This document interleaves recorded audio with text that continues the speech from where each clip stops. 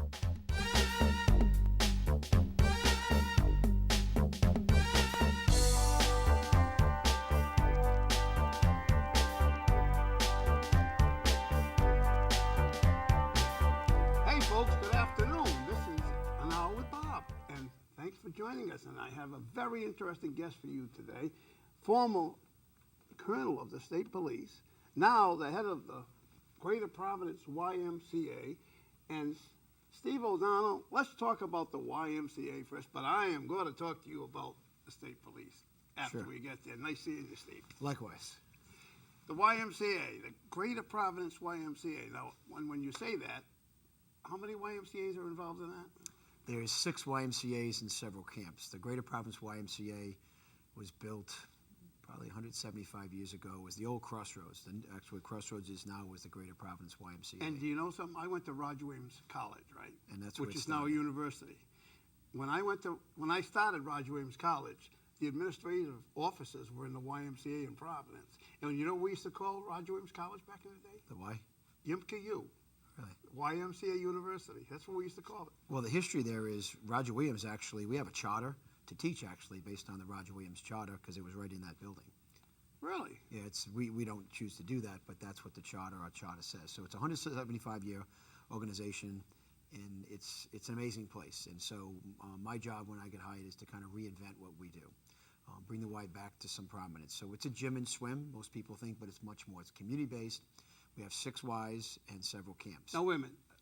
Just to put it back a little bit, that building you don't use anymore as a Y, do you? No, that building was sold a good 15 to 20 years ago to Crossroads. It's right. no longer a YMCA. Right. The YMCA in Providence is on the east side. Which is where I go. I've gone to that many times. So that's one place we have. We also have Newman, which is in Seekonk. Which I've gone to. We have Barrington, Kent County, South County. I always miss it, but we have 6 different locations, Kent County. And we have a camp at Kent County. We have a camp Real at nice. Fuller. I've been to that camp with the Lieutenant Governor. When I was working with the Lieutenant Governor's office, we went and visited that whole camp down in, off of 117, right? It is. It's on Centerville Road. It's 110 acres in the back. We have a camp in Smithfield that we don't use that we're going to renovate and use. Where is eventually. that in Smithfield? It's way up in the back near the apple farms. It's off Austin Avenue. It's beautiful. I live in Smithfield, and it's a really clean body of water, but it's been neglected for years, so one of the things we're looking to do is, in a strategic plan that's down the road, is renovate it, fix. We have a plan with the town of Smithfield to start doing some work, and with the neighbors, so we're collaborating. How much land is it? How big is it? 130 acres. Well, that's good. And it's that's beautiful. Good size. Yeah, woods and water, and it's what we want to do. So our mission really is to help people that really can't help themselves by no fault of their own. So the urban mission of the Y is what we're trying to get back to. So we have a YMCA in Providence. It's on the east side, but that doesn't serve a full urban core.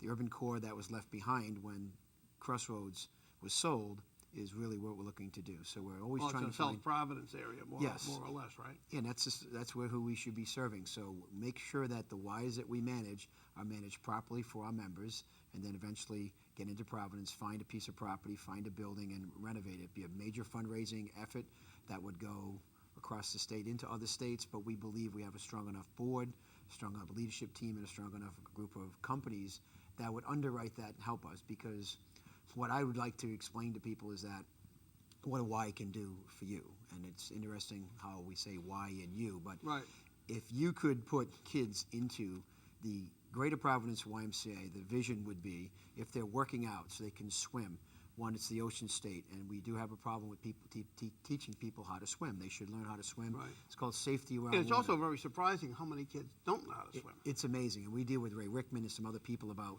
endowments for swimming to teach kids how to swim. They should know how to swim. That's one, and being safe around water too, besides swimming. But put them in settings where they can learn other sports, not just basketball, maybe street hockey, maybe field hockey, maybe lacrosse, all the things that we can do.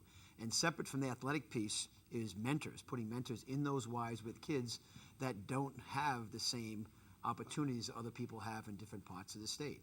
And that's our goal. So if we can do that, underwrite that, teach kids. Right now we service about 500 children that really need our help, that we feed them too. So we have grants.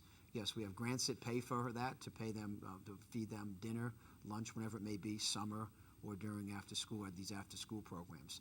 Part of those programs is to teach kids, help them augment their academic experience from school time to after school time. So that's something that's really important.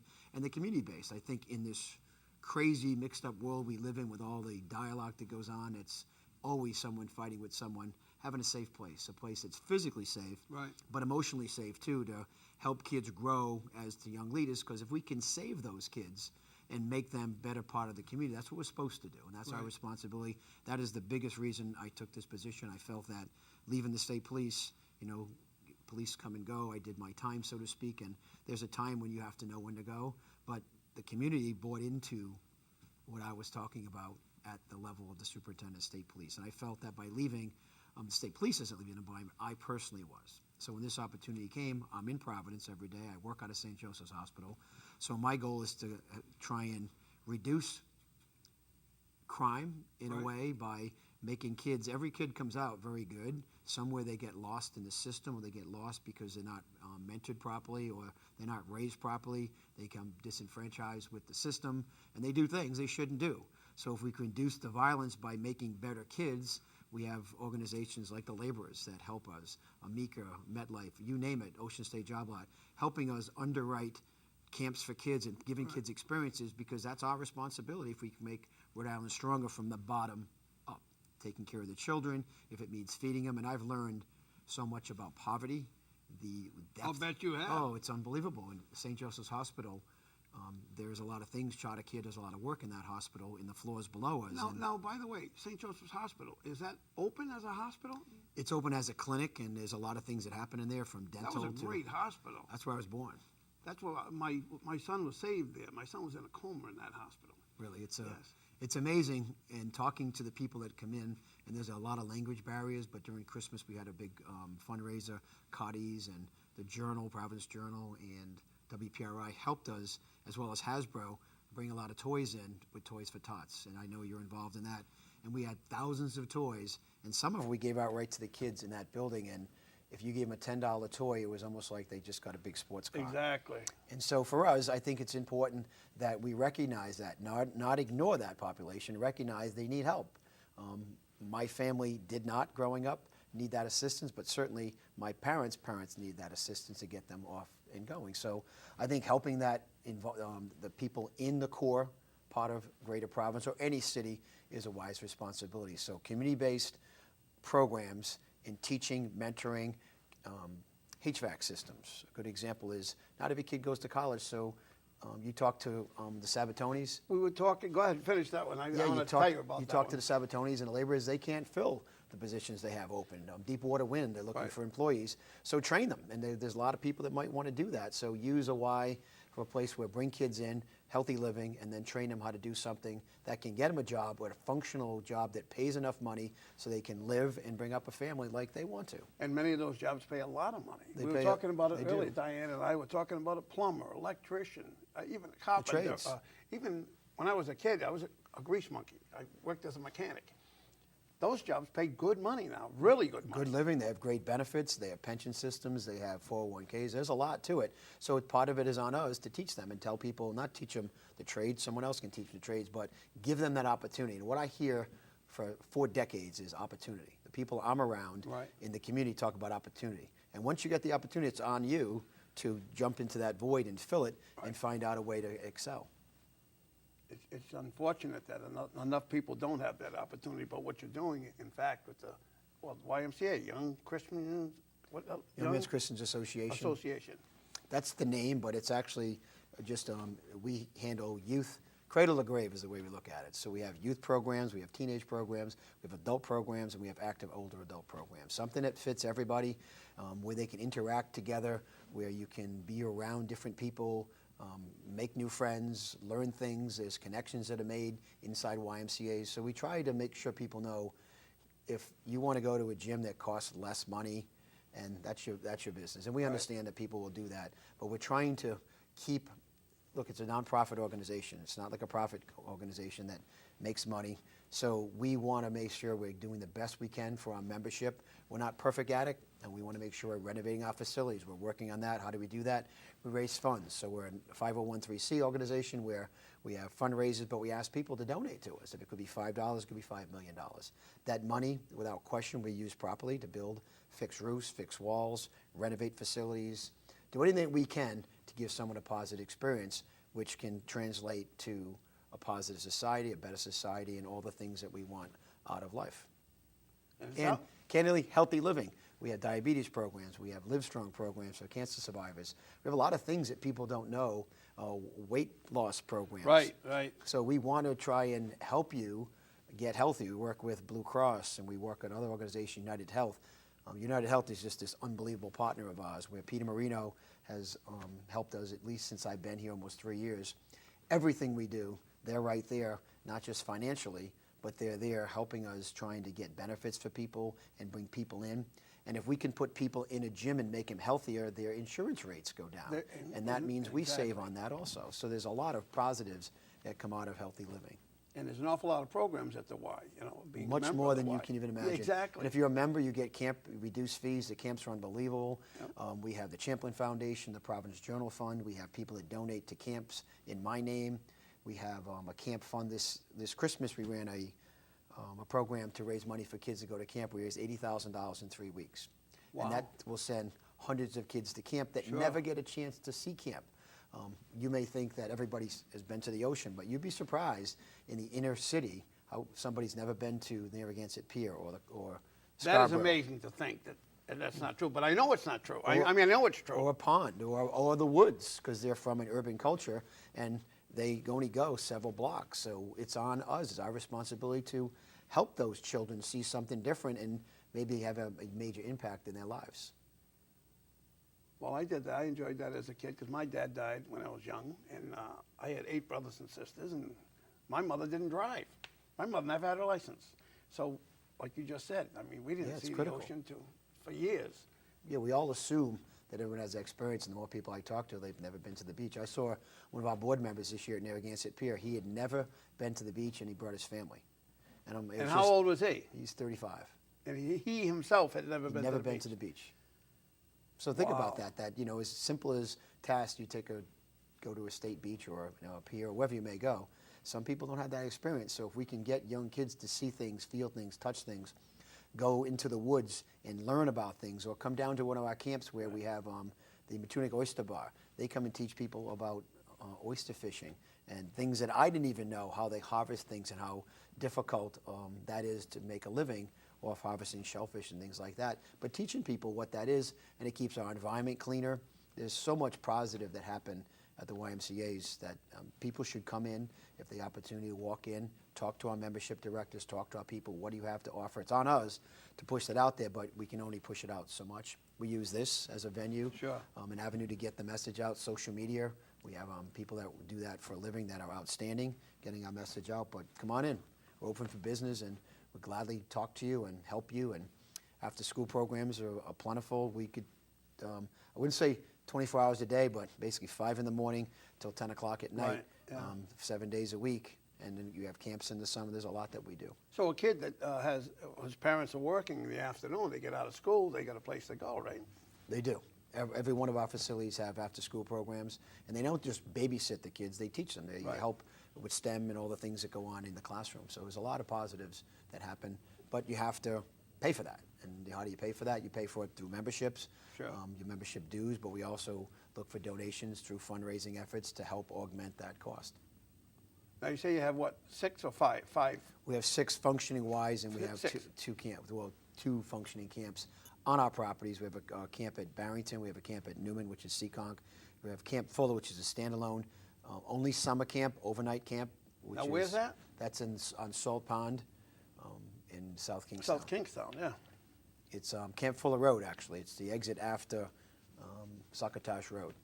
And it's a sleepover camp for young boys, young girls. It's something, they sail, they water ski, they quahog, they do everything, windsurfing. And how long is that camp? You pay for the week? Yeah, it's a week or a 2-week camp.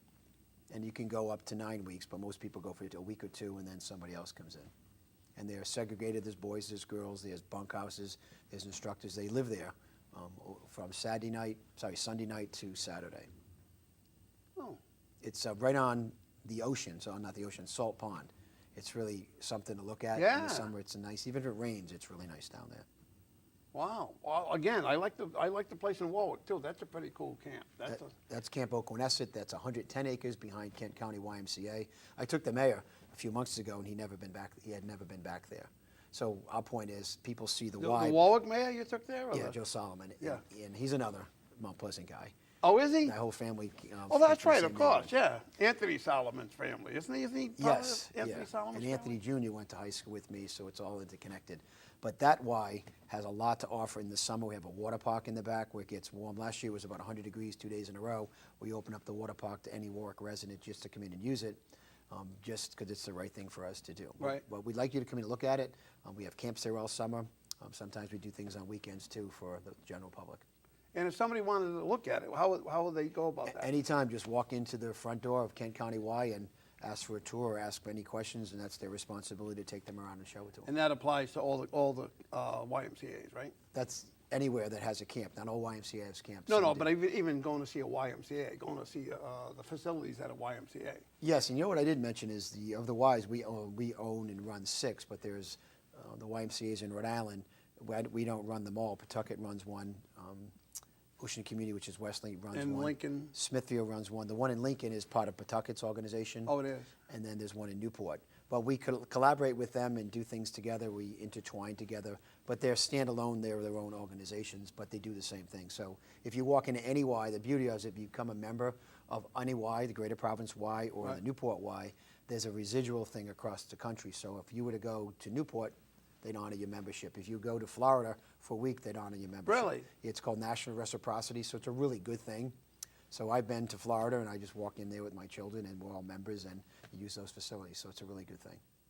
Oh, that's cool. We also have corporate memberships now where we have a small discount when we have more than a certain amount of members from a corporation.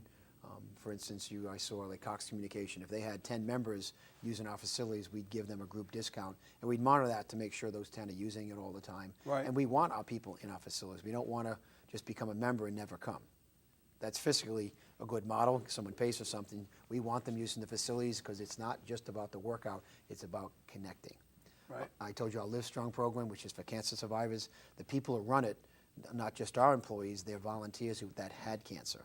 So they mentor patients, and they come, and the emotional piece of having cancer, as well as the physical piece of rehabbing your body after you go through something like chemo. Pretty powerful program that's available in our YMCA's. Wow. I'll Sounds stop like talking. You got me. No, you're here to talk. That's Yeah, your yeah. job. My job is to listen and let everybody else hear what you have to offer. That's what I'm here for. I do enough talking. Yeah, no, honestly, it's a fascinating place that more people should know about. I knew about the Y growing up. I grew up in Mount Pleasant, so I could walk to the in-town Y, which is now the Crossroads. On Sundays, that was your treat.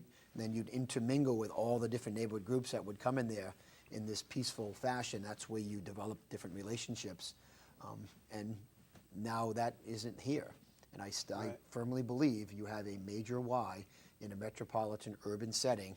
You're going to bring people in that where from suits and ties to sneakers, from doctors to lawyers to brand new kids being around people, adults, every walk And of life. different nationalities Absolutely. and different groups. Yeah. And mix together and understand it. And I think you're not going to solve the world's problems, but you're certainly going to put a dent in some issues because of relationships. Because we have relationships, and sports is one of the greatest equalizers anywhere when you're putting people in the same room. So if you have the right mentors watching it, I think we'll be in a much better society. And you said you came from Mount Pleasant? I did. I grew up on Health Avenue. Oh, isn't that, wasn't that an Italian area? It was a combination of Italian and Irish.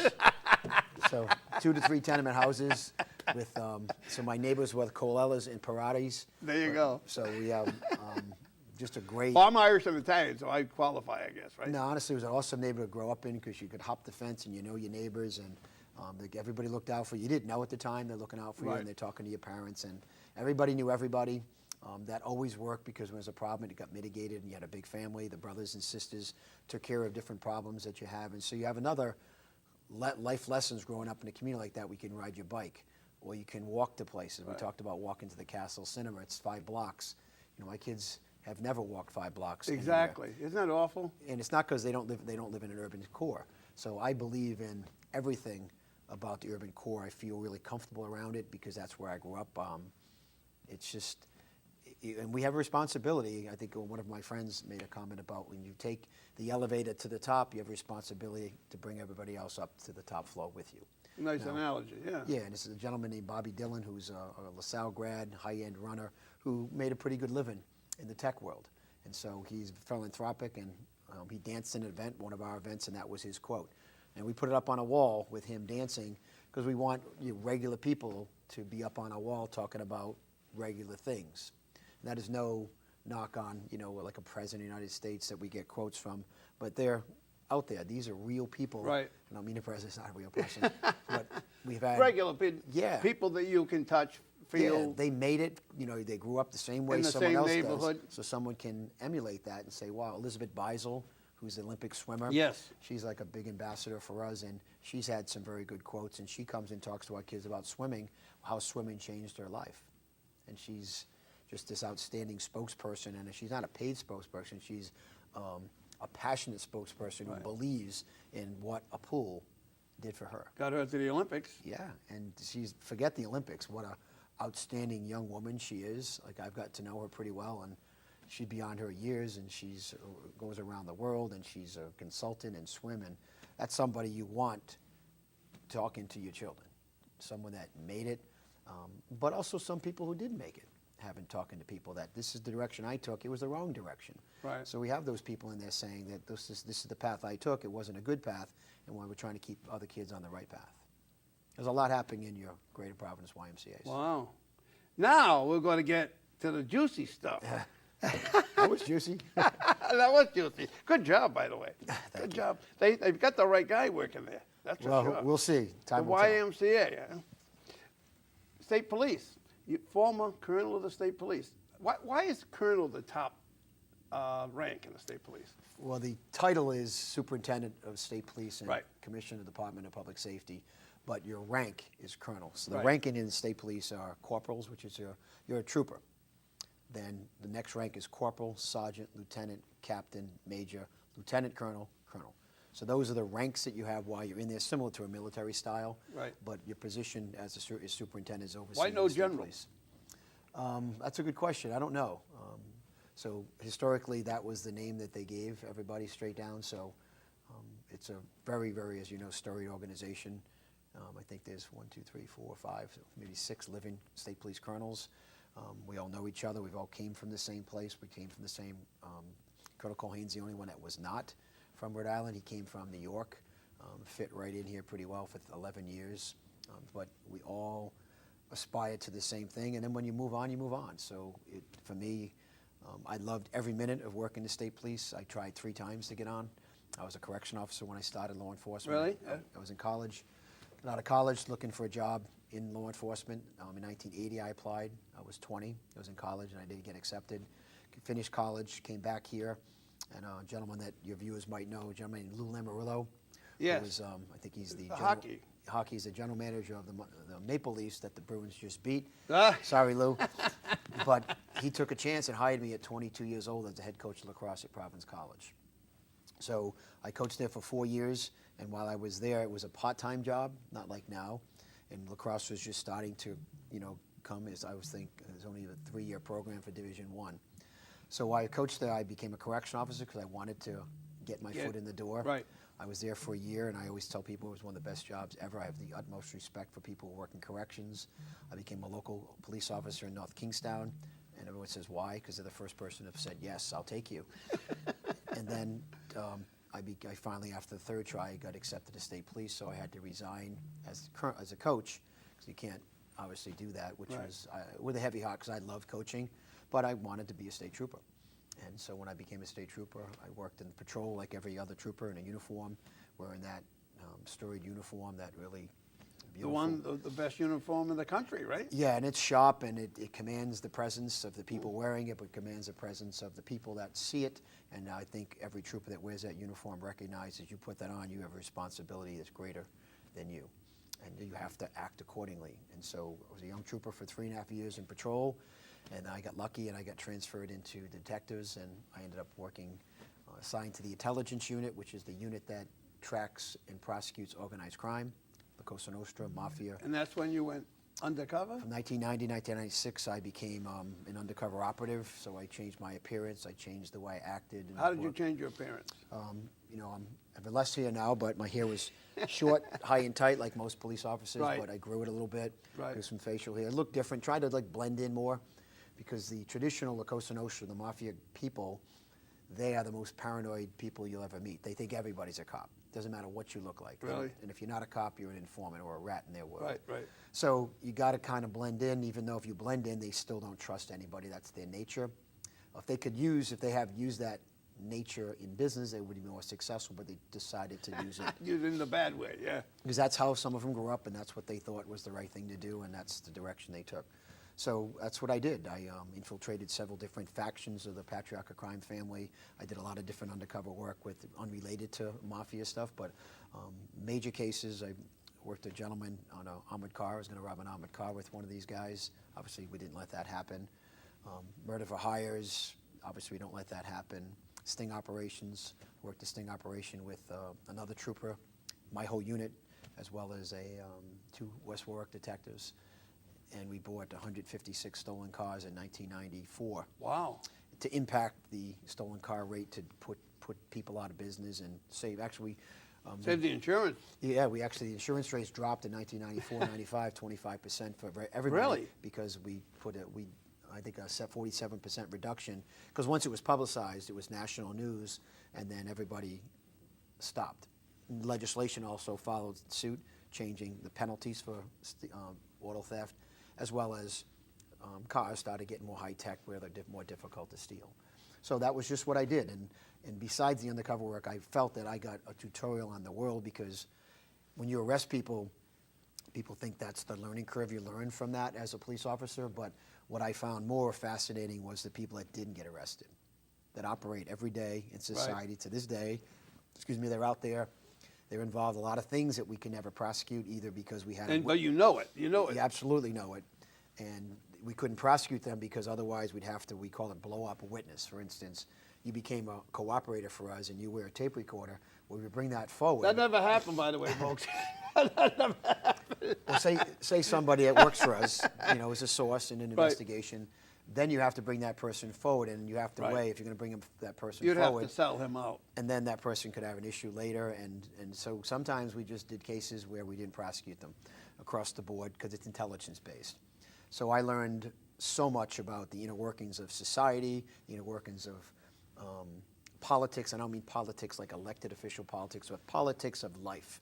Who are the people that really infiltrate, and they might be dressed in suits and ties, but they're and the guys in the bad guy world will tell you those are the ones that really corrupt the system, because they figure out how to legitimize themselves while they're illegitimate, and sometimes they get away with things. So I think that experience helped me exponentially as I moved up the ranks and I became the superintendent, because you can understand, you could talk to anybody. You could talk to someone on the street, you could talk to someone that was worth $1 billion. In corporate America, and someone that drives a corporate jet, and you understand, and you have a lot of knowledge that goes into decision making that you have, and the team that you surround yourself with. So the undercover part of my life was what I did. I separated myself from my friends and your family. Well, I didn't separate from my family. I had a wife and 3 children at the time, but they were little, so we were pretty busy raising them. But trying to go to parent-teacher conference when I got long hair and a ponytail, and they know you're a trooper,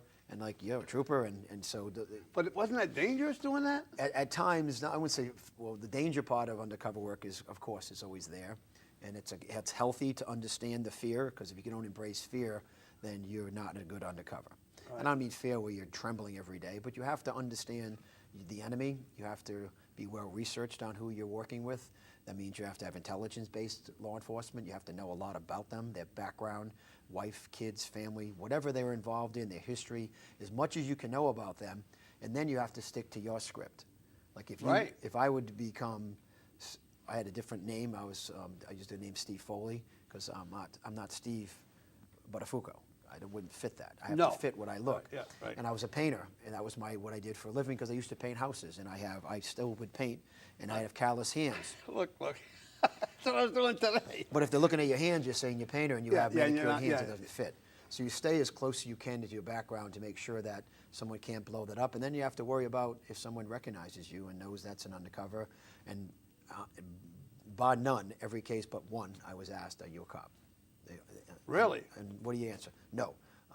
Yeah, I'm a cop. You're getting arrested tomorrow. You have different responses Right, depending right, on right. the person you're dealing with. Right. But you gotta stay on top. It's called mental agility, and a lot of that's based on people you work with that have a greater understanding of the players, and then your knowledge base and how you put that into your own personality and try and stay within your personality. If you go too far, and there's a few times I did, and I'm like, that's not going to work. What Because, do you mean when you went too far? well, for instance, my name, I used a name that I shouldn't have used. I used an Italian name, but I'm not an Italian guy. There's nothing about me that's Italian. And why do that? I'm not trying to be inducted into La Cosa Nostra. I'm just trying to be a street criminal that's in a crew that's part of La Cosa Nostra. How it works is if you're in a crew, for instance, I was in Jerry Tillinghast's crew. Right. I paid them, and they protected me in the sense that nobody could touch me. So any crime that I may be committing, they think I'm committing. They thought I was a drug dealer. They thought I was a bookie, and I was working for them as a bookie. And I'm buying large-scale drugs from them, but they didn't know I was a cop. But I'm paying them $200 a week, and it's a protection. So if another faction from organized crime steps in and tries to shake me down Right. for that money, I go to you, and you go broker. It's called a sit-down. They sit down to even it out.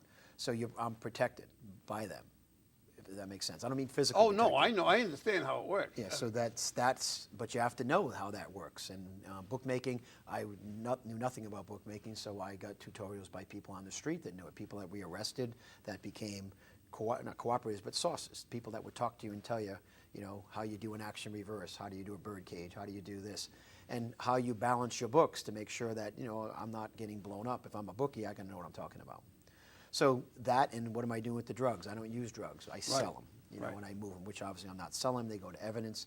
And so you build these cases, and then we do wiretaps. Sometimes we would bug places. We get court orders to do those things. And then Now, you had to go in and wiretap a place? What? Bug a place? well, I should physically, say? I was trained to wiretap, not bugging. Bugging, if we went to bug, we would use the FBI bugging team. We bugged a place in North Providence once, and the FBI's team went in. Our job is to make sure they don't get caught, if that makes sense. We would surveil where they're going in, and it's fascinating how it goes in. They get keys, they make duplicate keys, and there's a court order to break into the house and put bugs. It's a pretty serious thing to do, and the courts look at it very, very seriously. Right. So you got to have Ultra probable cause. You have to exhaust go to the it. judge and ask him to bug a place. Yes. He's got to be pretty certain that place deserves to be Yeah, bugged. you have to be not just certain. It's you have to exhaust almost every other remedy to get in there, and so it doesn't happen frequently. But when we bug places and you wiretap it, the wiretap statutes and the bugging statutes fall under the Fourth Amendment. Your right not to be illegally searched and seized. So you're violating the Fourth Amendment by wiretapping someone's phone, but it's permissible by the court because you've established this degree of probable cause that says that the chances of this person commit a crime are pretty high, and you lay out all the facts to that judge. Right. And it's usually, not usually, it's always overwhelming, or they won't sign it. And then getting that bug in without getting caught, not get it found, and then recording it and listening to it. There's a lot that goes with it. A lot of it is also video, and it's not an easy task. But when you get someone on tape talking about their own operation, their own voices convict them. And so most of the cases, if not all, don't go to trial. Some do, but their own voices, you got them, and they take pleas and they end up going to jail. And that's really how it works. So it's a fascinating world. that I think the undercover role I had set me up for some success later as becoming a superintendent. And again, I dealt with different governors that have different ideas about, protest and all the things. And so everything comes from a common sense approach, I think, in law enforcement when you go to the highest levels. If you're looking at calm, and also you have a team around you. You talk to them and ask them, what do you think? Right. And I had a team outside too that I'd ask questions to keep me grounded.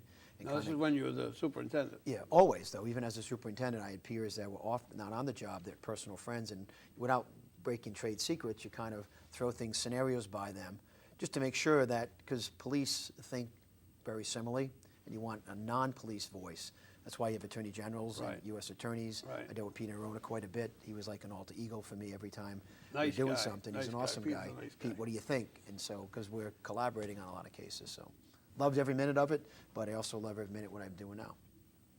But that had to be, no Elsa? You didn't get an Elsa from doing that? Nope, still married, still happily married, and my kids are all squared away. Just, I've always been pretty strong about what I want, and I didn't let that world impact me. Certainly, when we're in the game, so to speak, you're impacted. I mean, you're busy, you're working day, night, phone rings, you gotta go. You're not really telling your wife. I'm not telling her exactly Right, what I'm yeah. doing. She knows, but there's got to be a trust factor because I'm out a lot at night, and then she'd read about something in the paper, and I didn't know that, and nor should she know. So. Fear, again, I think I told you, it's a healthy thing to have when you're going out every time. You have to really stay on top of things the best you can. But it got to a point, honestly, that I stopped doing it because it was 6 years and I was beyond paranoid wherever you went. You're looking, not like you don't do that all the time, but Right. it's just, I knew. I just knew that it was time for me to stop doing that type of work, and I did. And I stayed in the same unit. I still supervised the organized crime, but I wasn't doing the street stuff. And I learned after, and I'm being undercover, how stressful it is for the boss. I didn't really appreciate it. Oh, really? Yeah. Yeah, and when I became a boss, I remember one of our detectives was doing a drug buy, and I was watching him on video, and the suspect was talking to him with a screwdriver in his hand. Oh, God. Outside looking in, that's really dangerous. Sure. And when it's my call. Especially excuse if me. he's behind him. Yeah, he's in front of him talking to him. Oh, that's but not too bad. I can't hear it, so I can't put in context, but I'm reading his body language, and he is not concerned, but happens that quick. Do I make the call to just kick the door in and Right. end it? Yeah, right. And then, I waited because I was trusting his body language, and he came out, he was fine, and it was no big deal. But to me, my stress level was through the roof because I'm responsible for him. So Sure. All you can think of, if something goes wrong here, it's on you, right? exactly, not just on me, it is on me, but that's one of your guys, and that, you want to make sure he's going home at night.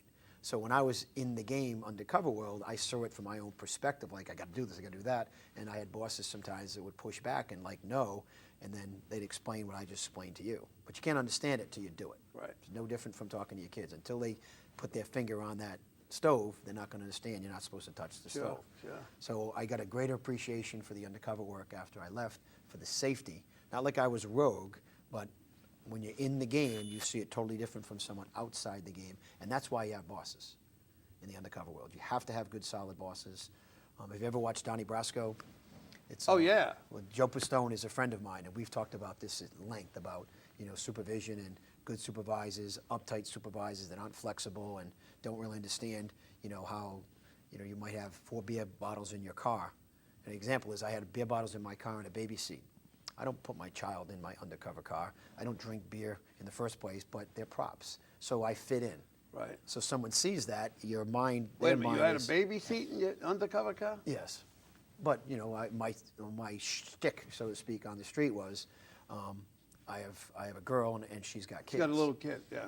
Kids. So if someone saw me in the street with kids, it wouldn't be different from what I already put out there. Oh, I get Even it. though that person was my wife, if they ever saw me with her, and if I was out in public with her and I felt I had to leave because I just felt somebody was around that I needed to talk to, and that happened frequently, I'd just leave, and she'd know that I'd get in touch with her, and then they'd leave, and if someone said dad to me, it wouldn't be, and I'm not bringing my kids in that world, but you're out and about sometimes, and Right. It could happen. yeah, and it did happen.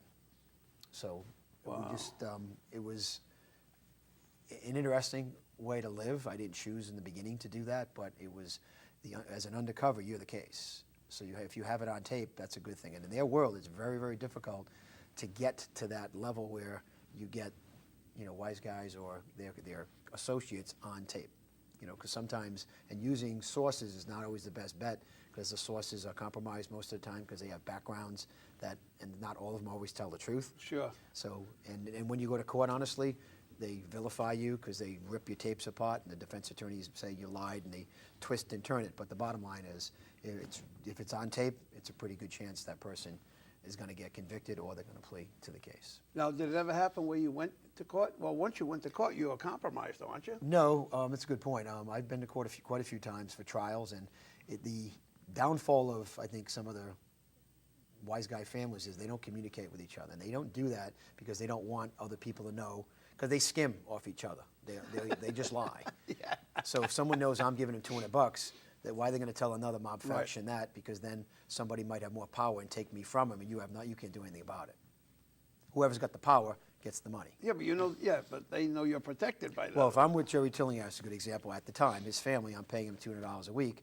But if Rudolph Sciarra decided, who's a mob guy, Jerry is not. Jerry's an associate because he's not Italian, never been made. Oh, you have to be Italian to be a mob guy? To be made guy. A made guy. Made guy, it has to be Italo-American descent, and you have to be Italian. That's to be part of the La Cosa Nostra. Where you be made, where they prick your finger, you swear in blood oath to kill people, you swear it on when you burn a saint. That really happens. In 1989, the FBI captured that induction ceremony on tape that we could actually prove it happened when we knew it happened anyhow. Right. But Jerry doesn't have the same power as a made guy, so if a made guy decided, I'm taking Steve Foley, Jerry can't do anything about it. Really? Because Jerry would have to go to the guy that he works for, and then they'd have to argue, but whoever's got the most juice wins that fight. So they don't communicate that because they don't want to know that, because if they're supposed to give 20% up, they're only giving 5% because they don't want anybody knowing how much money, because they're keeping a lot of money. They're all thieves, so they steal from each other. There's no honor. There's no honor among thieves. Right, so the people that you worked when it went to trial, obviously when there's a trial, I clean up, I change my appearance back to, suit and tie.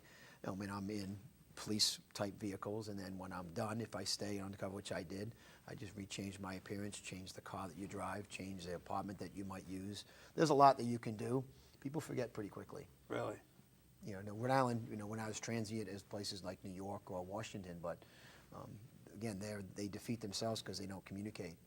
But even in Rhode Island, little Rhode Island, you could get away with that. Yeah, but I think that you're going back 20 plus years. Now it's different with the internet and Instagram and Facebook. And all those things. Your picture. It was very rare that I'd be photographed, and if a photograph came, I didn't go to award ceremonies. I didn't go to police functions.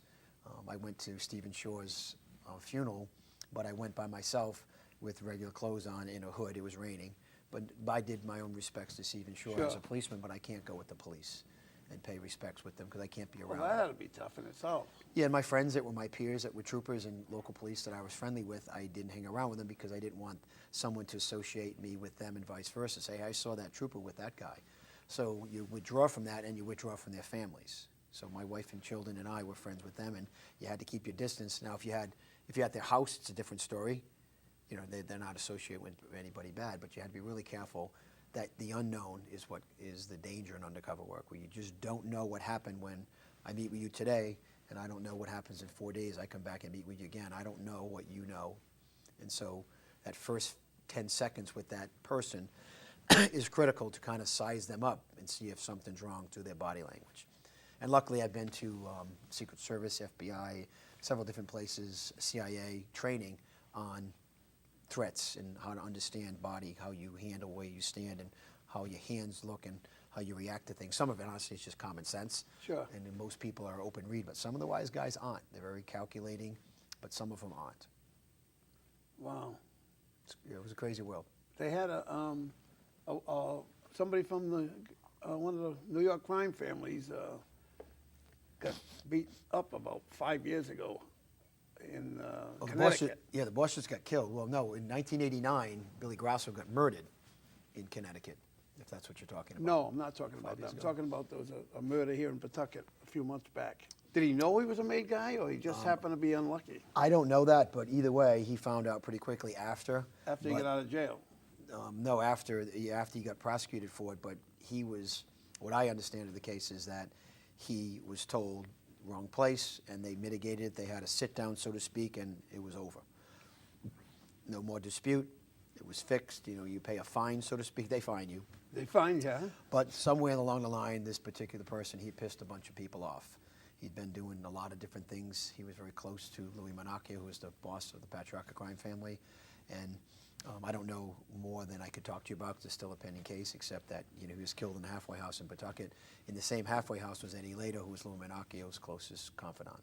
Oh. And Eddie's a capo in the Patriarca crime family, in the same building that Andrade was coming into. So make whatever you are with it. I don't know. I'm not in the business. I don't know what happened, but eventually I'm sure they'll solve that. Wow.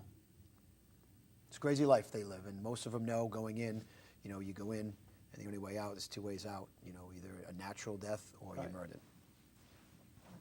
Unbelievable. Yeah, not, Who would choose a life like that? I mean, Yeah. that's crazy. But you'd be really surprised. I was amazed at some of the people that I met in my career that wanted to be made guys, and you got them before that, but you go in their house and they have every mob movie ever. They're fascinated by it because there's this culture about the fascination of it and the allure of it because of the movies. And it really does exist. Sure. Oh, absolutely. Oh, I know it does. I know it does. But if you knew some of the players, you'd be like, that's kind of crazy. And some of them are really on top of that street stuff. Some of them are not. Some of them have really earned it in their crazy world have earned it. Some of them bought it, or bought their way into it. So it's a totally different group now. World's changed. Prosecution's changed. You become a boss. You're getting the weight of the federal government and the state government on you because they're going to come after you because it's racketeering. And so the law enforcement, I think, has done a great job over decades of breaking it up. Many different ways they've done it. It's still out there. RICO really did them in, right? I think RICO's part of it. You know, RICO statute is pretty basic. It's you can charge people with 32 predicate offenses. So if you're a drug dealer and murder, so you charge with murder and drug dealer, it not just adds a sanction to a sentence, but it also attacks you financially.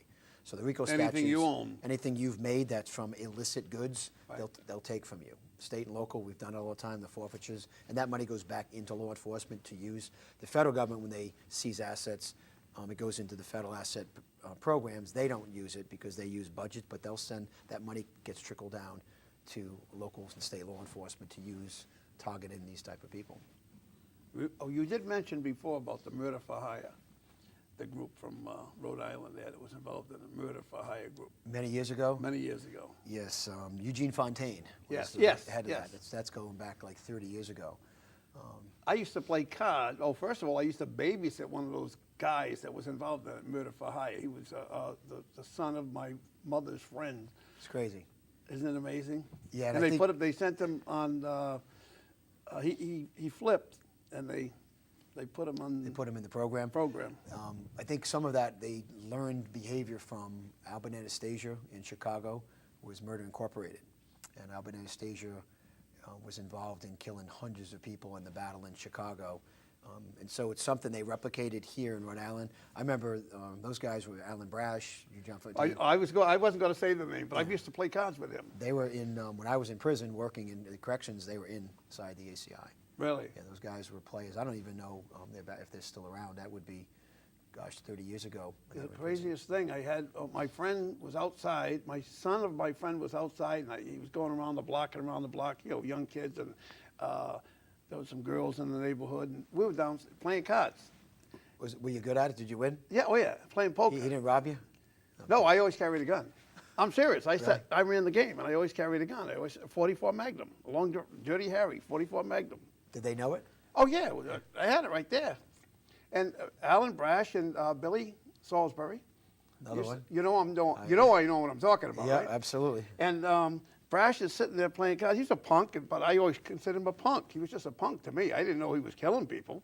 And what ended up happening, somebody come running down and said, "Hey, the kid just come by, coming around the block. He hit your car." And somebody said, "Whose car?" And it ended up being Brash's car. So everybody went running out, and he's outside. And then I see the kid come around the corner again, and it's my buddy's kid. And he goes running over. He wants to beat him up. I said, "No, you're not beating him up." And I grab him, and we start struggling and whatever. And it got stopped, and somebody else jumped in before we went at it, and he started yelling, "You're getting mouthy to me, I'll kill you," and all that shit. But I wasn't afraid. I had a 44 Magnum, but I didn't realize he was as nutty as he was. He's the guy that killed that contractor in Florida, right? Yeah, I'm not really sure My memory's vague on it, but he's been involved in quite a few things. And there's two Alan Brashes. The one you're talking about is the one that was involved in Murder Incorporated. In fact, they surrounded, we were talking about this just yesterday, me and a friend of mine from the neighborhood, because I can go back even further than that. I go back to the shooting of Truesdale and Newburgh. I actually saw that in Pawtucket, the two Pawtucket cops that got killed in 1958 or 59. Wow, you have a memory. Yeah, and we were talking, me and my friend were painting in my house, and we were just talking about that very thing. We're talking about, it was on Main and McGill, that the state police surrounded the building. It was Apparent Medicine. It wasn't a pharmacy, but it was, you could go in and get aspirin or whatever, and groceries in the place. And they surrounded the place. The guy that used to be the yo-yo champion of the world owned the place. Larry Siegmer, or whatever his last name was. And your state police got Alan Brash that day. Right there. And that's when I found out. I said, I was messing with this screwball? I could have been dead now. Yeah, I can't figure out what they'd be thinking, but again, the criminal mind is such a diabolical thing that you could, in their mind, and anybody I've ever talked to in the world that's a killer, that, like a mob killer, they believe that they're doing the right thing, that that person, willfully jumped in this world and deserved what they got. Obviously, it couldn't be further from the truth. I don't agree with that, but that's how they think. And some of them have, they're sociopaths, but they're also psychopaths. Oh, they got to be. How can you put a gun in somebody's head and kill them just for the hell of it, or because or they're getting paid, dishonored somebody, or you're getting paid for it? And the money they were made, it's just crazy that the value of life. And it was what, a couple $1,000? Cheap. Yeah, it's not even like if someone's going to pay $1 million, it's all wrong. But they were just in that time frame, there were a lot of crazy, diabolical career criminals that took this life to a total another level. And they were a group. And again, non-Little American, but you should know that I wouldn't say you're Little American, I should make this clear, that I deal with a lot of Italian Americans who are so proud, and rightfully so, of their heritage, and this 1%, so to speak, or whatever, it's not even 1%, that gave them, sometimes a bad name. It's kind of gross. Well, the names I'm talking about, neither one of them were Italian. Yep, and it's the same with the Irish Mafia, with Whitey Bulger and that same Right. thing. There's always a group of any ethnic that reaches out and does what they do that's illegal, that nobody should characterize that ethnic group as bad because of them. So I think that should be pretty clear. But unfortunately, the movies made the Italians into, it goes back to the Untouchables. Yeah, no, I agree. But I think if the Untouchables actually was, when you had Al Capone, but you had a lot of Irish stemmed in there, sort of like Boston with Whitey Bulger. Right. But I think you're right in the sense the movies glorified it bad. I think if you are smart enough to look at it and say, it's the Corleone family, which is a fictitious name, but it's the movies, and it's just them, but it's just really nothing you can do about this. There's a small group that took it from Italy over here, but it's really no different from what Russian mobsters have done, what Irish mobsters have done, and what these new emerging groups, could be Nigerian groups or Chinese groups that bring these triads and do things here. It just happens to be, it's been publicly put out there much more with what La Cosa Nostra did. But there's all these ethnic groups that do similar things, MS-13, that have these groups that have done probably some as dangerous and bad Probably things. even worse. Yeah. So it's just those things that stick with movies that sell. Yeah, sad but true. Sad but true. But we'll talk off camera. I know a lot more stuff that I'll tell you about. You should talk to 20 years ago. I had more information. You should have. No, I would have never given you the information. I'd suck it out of you somehow. No, you wouldn't. It's the first time I ever talked about it. That's fascinating. How's that? No, in fact, Raymond Petriacca, his horse trainer, lived in the house I was working on today before I came here. True that. That I own. That I grew up in. And it was a separate apartment. The trainer had an apartment there. In fact, one summer, actually 2 summers, I worked for him at the track, shoveling out the stables. When the horses went out to run, sometimes I exercised his horses. And I met Raymond. When did the horses leave the track? Because it turned into a dog track for a while. Right. Oh, both of them. I worked right here, and they were against the racetrack, right here, right outside this building, and they were against the racetrack. That's right. When you walk out this building, you look straight ahead. That big building there that was Building 19, that used to be the grandstands to Narragansett Racetrack. I worked there as a kid. I remember it. And then Lincoln Downs, of course. And I even worked Suffolk down in Rockingham once in a while. I worked all those tracks as a kid. You hustle, that's good. I did. I had a hustle. My dad died when I was 7. We didn't have welfare and all that stuff. My mother refused it. What number child were you? Right in the middle. So middle kid. Yeah. Same here. Same, yeah? 4th of 6. Yeah, I was fourth of 8. That's a lot of children. And the oldest was only 13 when my father died. It's young. And my youngest brother wasn't even born yet. He was born 6 or 8 weeks after my father died. 8 weeks after my father died. That's terrible. But you grind and you get by, you know. But I did. I hustled. I hustled from the time I was 12 or 13 years old. In fact, you talk about the YMCA. Well, I had the Boys Club when I was a kid. And if not for the Boys Club, I went down to the Boys Club at 9 years old. And with the help of the guy in the wood shop, I made a shoe shine box. And I was going on hitting all the bars. I would hit the bars from Pawtucket through Central Falls and into Cumberland on a Friday night and a Saturday night and come back all the way that way and come back a different way and go home and give the money to my mother. And she would give me like 50 cents of the money. Which was probably a lot of money. It was. For me, it was, sure. That's a pretty common story. A lot of kids that help their families bring in some income. Well, you had to. You had to make up for what you didn't have. But it's amazing to me that the kids that don't even try, you know, they don't even want to, they expect the handout. They expect everything for nothing. But I wanted to talk to you a little bit about how the cops have to deal with today's violence. It's much worse than it was in years past. Not the mafia, but the regular criminals now. Yeah, the unknown. Yeah, you walk up to a cop, man, that's scary today. You know, it's interesting. When I was a superintendent, I remember having a meeting when there were several policemen who had been executed and someone walked up and shot him. And imagine you tell all the troopers through your leadership team that if someone pulls up to talk to you, like you would say, for directions, you tactically move your car to safety and then get out and engage that person so you're tactically sound. Because someone could pull up and ask you for directions and then they pull out a gun and shoot you. So that's something that is a new wave part of law enforcement across the country. But the paranoia of policemen, the vilifying of policemen, where every time something goes wrong, because it's on video, and don't get me wrong, there are videos that are horrendous to look at that are sometimes they're wrong.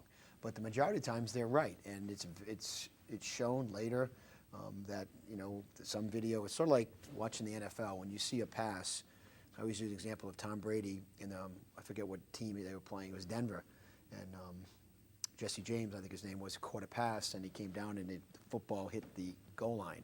Then it came loose, and that was it. So the rule said it's got to, and so they looked at 15 different angles, and the first couple looked like it was a touchdown, then it wasn't. So sometimes in law enforcement you have a video and it doesn't give depth, it doesn't give perception, it gives one piece of the video, it doesn't give the policeman's version of it, what happened, what they were thinking, and the courts look at things in the light of the policeman at the time they made the decision, not 2 weeks later. So when you're approaching me and something goes wrong, it's how I react to that, and it's based on how I train. So I think that's, it makes it more difficult for the police. They get second-guessed a lot more. And they should be analyzed, don't get me wrong. I think the police have bosses that look at things, and if it's necessary, take it outside your agency. But the policemen now have to worry about someone walking up and shooting just Oh, God, that's scary. That's scary. MIT police officer, or the terrorist piece where you have someone that's so hell-bent on killing a cop, you just might be the person they want to come up and shoot. So I give my hats off to, I have a son that's a trooper. So and I have a nephew that's a cop. Yeah, and so I think, you know, it should twist back where I know policemen sometimes make mistakes, and I think when they do, you should own up to it, but the 99.9% of the time, they're out there, they're going to work, they put on a vest, they're wearing a gun, and they're trying to help somebody. That's a good thing. I'm getting told we're out of time, you know. You just spent an hour with Bob, you know. I did, so that's good. Do I call you Colonel or Steve? Steve. Steve O'Donnell. Colonel, former Colonel, State Police, YMCA, right? Thank you, Bob. Director of YMCA. That's correct. And great stories. We could have done another hour.